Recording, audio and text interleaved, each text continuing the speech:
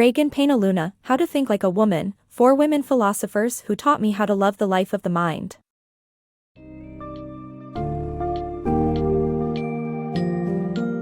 Dive into the invigorating journey through the minds of formidable women philosophers that How to Think Like a Woman masterfully encapsulates. Regan Penaluna exposes the often unrecognized contributions of women who have shaped philosophical discourse despite centuries of pervasive sexism.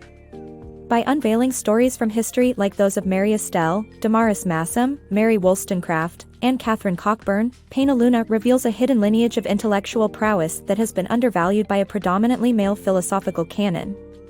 Readers can expect to be challenged by themes of gender inequality, intellectual resilience, and the powerful intersections of personal and philosophical lives.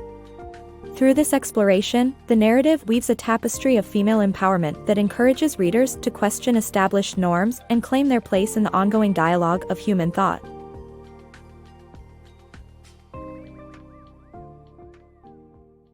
Hidden Voices of Philosophy. You plunge headfirst into the intricate world of philosophy, drawn by its profound elegance, only to be met with the harsh reality of sexism that has long plagued the field. This wasn't just an isolated experience, it echoes the systemic marginalization faced by women in philosophy throughout history. From the musings of ancient Greek philosophers to the Age of Enlightenment, influential figures like Aristotle and Hegel demeaned women's intellectual abilities, relegating them to the sidelines with disparaging comparisons. The academic arena has traditionally been a hostile place for women, shutting them out of universities and intellectual conversations.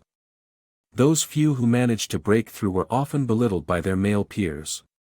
Even today, the field remains dominated by men, beset by issues such as sexual harassment, inadequate mentorship, and pervasive sexism.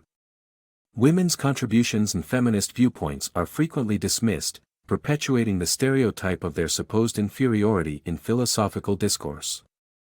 Penaluna's own academic journey was rife with these challenges. Encountering no female philosophers in her undergraduate studies, she faced internalized doubt and observed how the few women in her program were sidelined.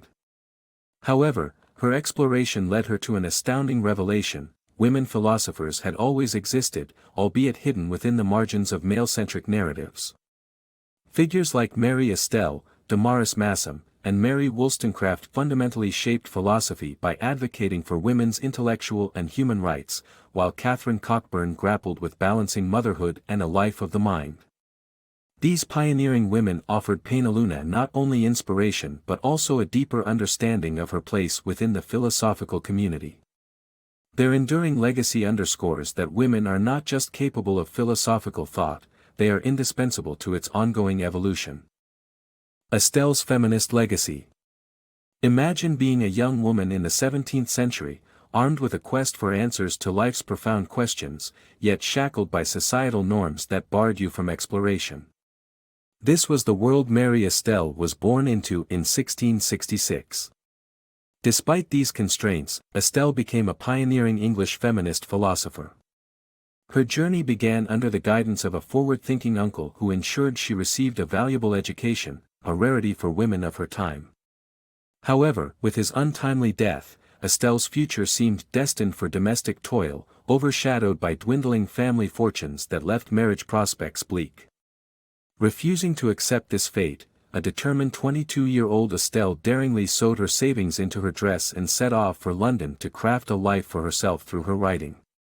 Her landmark work, A Serious Proposal to the Ladies, championed the revolutionary idea of women's right to education.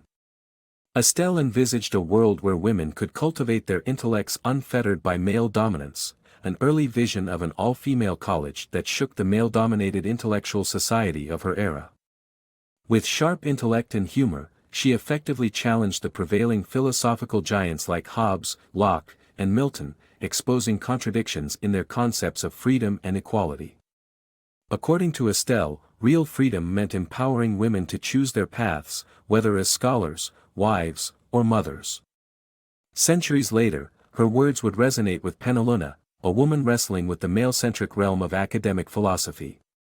Like Astell, Penaluna found her confidence eroded by the subtle sexism prevalent in her educational environment. One professor even openly questioned women's intelligence, using this to explain the rarity of female philosophers.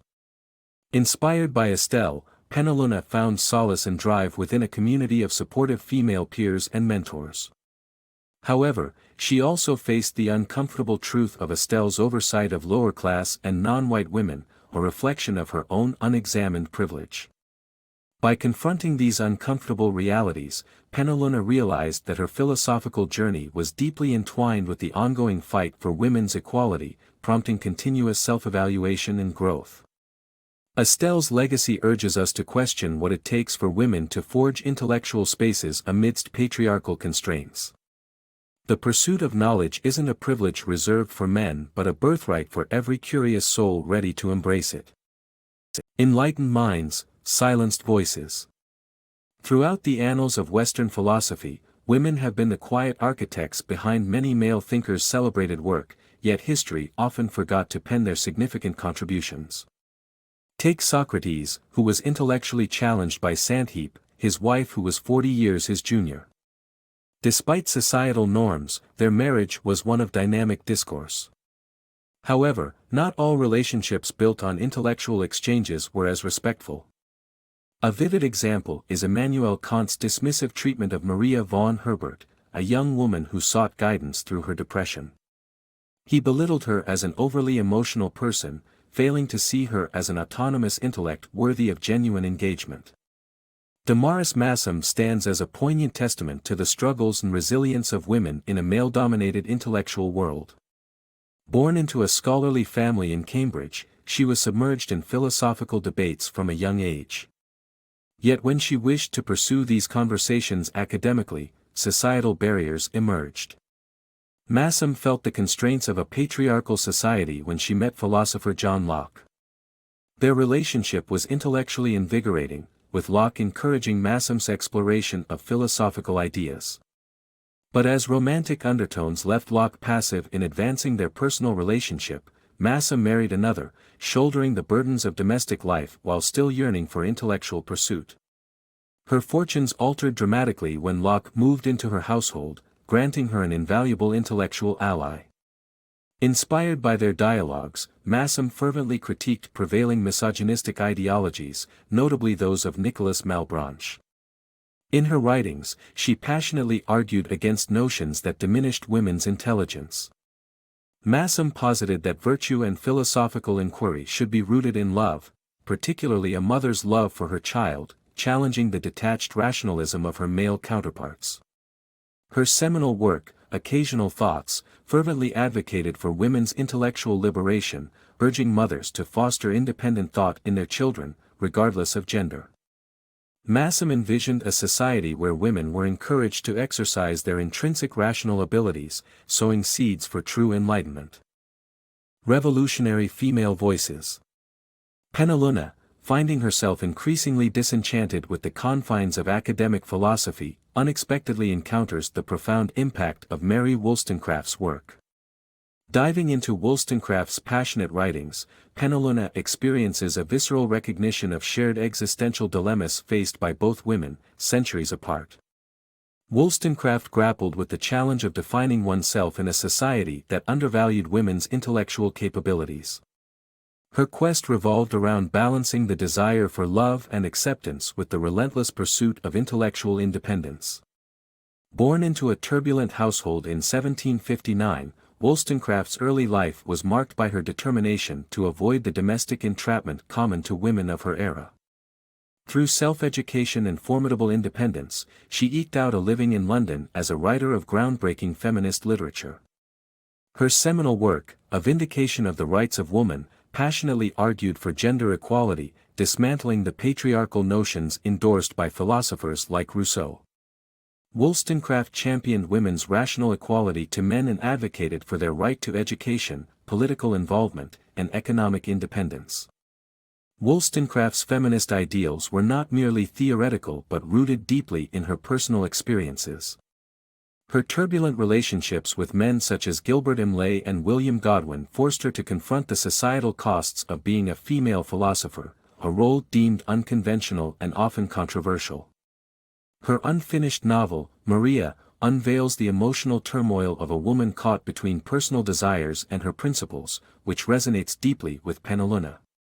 This narrative captures both the destructive impact of oppression on self-perception and the empowering potential of channeling anger into defiance and transformation.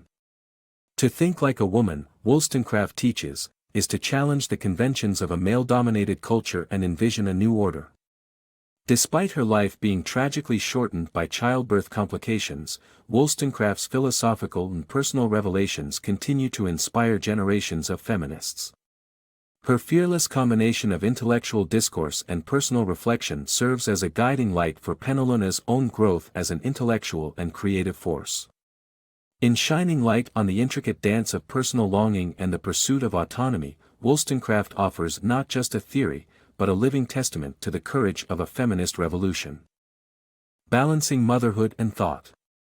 Embarking on a journey through the legacy of female philosophers, Penaluna found herself deeply connected to the works of Catherine Cockburn. This exploration was not just academic but personal, providing guidance in times of profound personal crisis, such as her decision to leave an uneasy marriage. As she embraced a new partnership, she stepped into the next chapter of her life, motherhood. The transition to a mother proved transformative, surfacing deep questions about the balance between her intellectual pursuits and maternal duties. Penaluna's daily life revolved around the all-consuming task of caring for a newborn, stirring feelings of resentment and guilt. Watching her husband depart for work, free from the ambivalence of parenthood, fueled her longing for philosophical insights into these challenges. In this quest, she rediscovered Catherine Cockburn, a pioneering mind from 1679 who boldly defied societal expectations that limited women's intellectual growth. Cockburn's work, spanning poetry, novels, and plays, championed the notion of a free-thinking woman, advocating for women's education and capacity for reason. While Cockburn's public works were trailblazing, it was her private letters that resonated deeply with Penaluna. These letters, penned during 17 years away from the public eye raising her children, delved into the struggle between intellectual freedom and maternal responsibility. Through correspondences with female friends, Cockburn examined shared oppressions and celebrated the empowerment found in mutual support. Her letters bore witness to a mind that continued to grapple with philosophical inquiries amid domestic duties. Cockburn's communications with her niece and son further showcased her challenges. To her niece, she offered both support and staunch defense of her work. To her son, her advice was a clarion call for equality, rooting her feminist beliefs in the ideals of reason and benevolence. In Cockburn's dual identity as mother and thinker, Penaluna found not just solace, but a source of inspiration. Here was a woman who embraced her complexity, refusing to sacrifice her happiness to societal expectations, and viewed the struggle for women's freedom as crucial. Although Cockburn presented no perfect answer to the tension between intellectual life and motherhood, her legacy offers valuable insight, the importance of acknowledging such struggles as a meaningful philosophical pursuit. As a foundational figure in feminist thought, Cockburn's life and work inspire those striving to integrate their roles as philosophers, parents, and individuals in their own right.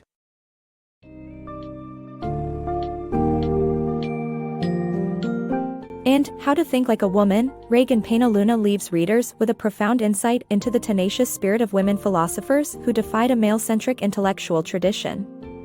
The book underscores the necessity of recognizing diverse voices to enrich philosophical discussions and dismantles the stereotypes that have stifled female potential. Through inspiring stories of historical figures like Wollstonecraft and Cockburn, Penaluna highlights a universal theme: the unyielding pursuit of intellectual freedom amidst societal constraints. These narratives not only validate the contributions of women to philosophy but also encourage ongoing reflection and growth in the quest for equality. It is a clarion call to engage deeply with the life of the mind, regardless of gender, and a reminder that true philosophy is inclusive, dynamic, and essential to humanity's understanding of itself.